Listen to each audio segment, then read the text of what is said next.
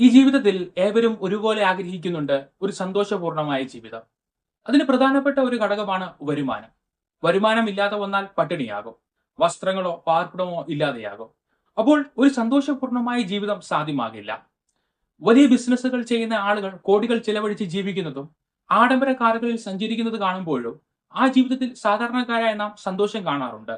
അതുകൊണ്ട് തന്നെയാണ് പണം ഉണ്ടാക്കുവാനുള്ള നെട്ടോട്ടത്തിൽ ആണ് ഇന്ന് ജനങ്ങൾ. ശരിക്കും സന്തോഷപൂർണ്ണമായ ജീവിതത്തിന് എത്രത്തോളം പണം നമ്മുടെ കയ്യിൽ ഉണ്ടാകണം? സമാധാനപൂർണ്ണമായ ജീവിതത്തിന് എത്ര വരുമാനം നേടണം? ഈ ചോദ്യങ്ങൾക്കുള്ള ഉത്തരം വളരെ വേഗത്തിൽ കണ്ടെത്താം. നിങ്ങളുടെ കയ്യിലുള്ള പണമല്ല സന്തോഷം നിർണ്ണയിക്കുന്നതെന്ന് അലങ്കാരമായി പറയാറുണ്ട്. ജീവിതത്തിൽ പണം ആവശ്യമാണ്. കാരണം ഒഴിച്ചുകൂടാനാവാത്ത ചിലവുകൾ മനുഷ്യനുണ്ട്. ഭക്ഷണത്തിനും വസ്ത്രത്തിനും പാർപ്പിടത്തിനും വിദ്യാഭ്യാസത്തിനും യാത്ര ചെയ്യാനും ചികിത്സയ്ക്കും പണം എപ്പോഴും വേണ്ടതായുണ്ട്. ഈ അടിസ്ഥാന ആവശ്യങ്ങൾ നിറവേറ്റുവാനുള്ള വരുമാനം ഇല്ലെങ്കിൽ ജീവിതം ബുദ്ധിമുട്ടേറിയതാകും.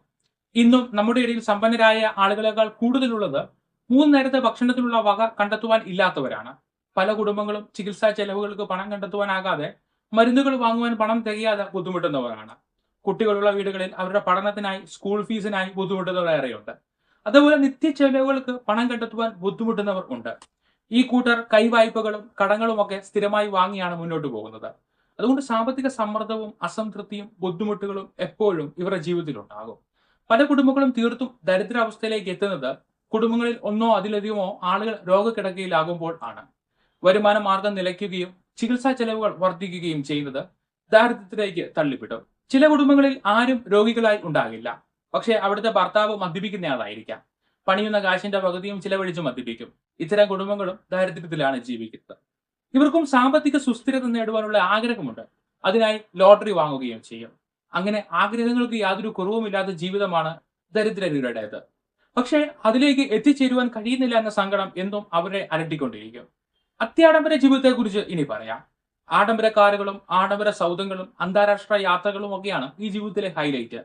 ഈ കൂട്ടർ മിക്കവാറും മൾട്ടിനാഷണൽ വ്യവസായമുള്ള സംരംഭകരോ കച്ചവട സ്ഥാപനങ്ങളുള്ളവരോ കോർപ്പറേറ്റ് തലപ്പത്തുള്ളവരോ അല്ലെങ്കിൽ സർക്കാർ തലത്തിലെ ഉയർന്ന ഒഫീഷ്യൽസോ ആയിരിക്കാം.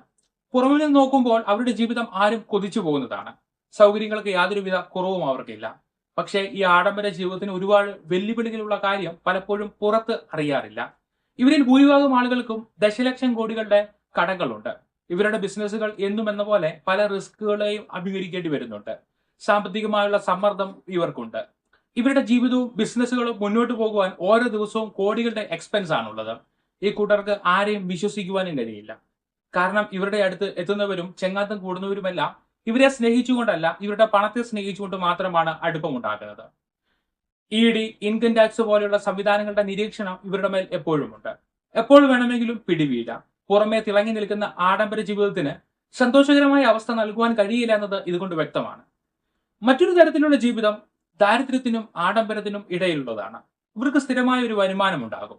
ഒരു സാധാരണ വീട്, ഒരു സാധാരണ കാർ അല്ലെങ്കിൽ ബൈക്ക്, ഭേദപ്പെട്ട ആരോഗ്യകരമായ ഭക്ഷണം, കുട്ടികൾക്ക് ഉള്ള വിദ്യാഭ്യാസം, ഭാവിക്ക് വേണ്ടിയുള്ള സേവിങ്സ് എല്ലാം ഇവർക്കുണ്ടാകും. ഇവരുടെ ജീവിതം ആഡംബരമല്ല, പക്ഷേ കംഫർട്ടബിൾ ആണ്. പലപ്പോഴും ഈ കൂട്ടരും ആഡംബര ജീവിതം കാണുമ്പോൾ അത് മോഹിക്കാറുണ്ട്. അത് നേടാനായി കൂടുതൽ സമ്പാദിക്കാൻ നോക്കാറുണ്ട്. എന്നാൽ ഈ ജീവിതത്തിനാണ് ഏറ്റവും സന്തോഷവും സമാധാനവും നൽകുവാൻ കഴിയുന്നതെന്ന് ചുരുക്കം ചില ആളുകൾക്ക് മാത്രമേ അറിയുകയുള്ളൂ. ഇത്തരം ഒരു ജീവിതത്തിൽ കടബാധ്യത ഇല്ലെങ്കിൽ സമാധാനമായി മാന്യമായി ജീവിക്കുവാൻ കഴിയും. ജീവിതത്തിലെ സമാധാനവും സന്തോഷവും എടുത്തു കളയുന്ന പ്രധാന സാധനമാണ് കടം. വരുമാനത്തിന്റെ ഒരു പങ്ക് മുഴുവനും പലിശയായി അടയ്ക്കേണ്ടി വരും. ഒരു വീട് വയ്ക്കുവാനോ വാഹനം വാങ്ങുവാനോ ലോൺ എടുക്കരുത്. ലോൺ എടുക്കുന്നുവെങ്കിൽ പോലും അതിന്റെ പലിശയും മുതലും ഉൾപ്പെടെയുള്ള മാസയടവ് നിങ്ങളുടെ മാസ വരുമാനത്തിന്റെ ജീവിത ചെലവ് കഴിഞ്ഞുള്ള നീക്കുവാക്കിയുടെ 80% കൊണ്ട് അടയ്ക്കുവാൻ കഴിയുന്നതായിരിക്കണം.